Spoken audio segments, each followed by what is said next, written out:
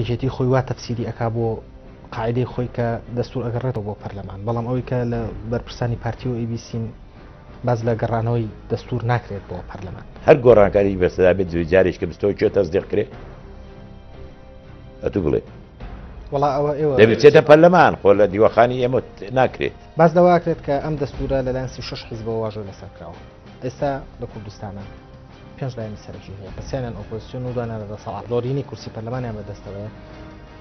گرنگترە وەک قەیرانەکە باشتر چارەسەر ئەکا یان کۆکردنەوەی سیوەک حیزبی تریش لەگەڵ یانەکە ڕەنگە بە سیوەک حیزبەکە کورسی پەرلەمانی بێت تاشی هەڵبژاردن سەیک سەردەمێشتر دەست پێ دەکات زمانێکی نەرمتر و میان ڕۆتر دەست پێ دەکات من تەنها ئەوەندە ئەڵێم ئەو نوێنەری خۆمانی کە لە کۆمیسیۆن هەن بێدەسەڵات تەنانەتەوەی یەکێتیش بەدەسەڵاتە هەمووی بێدەسەڵاتن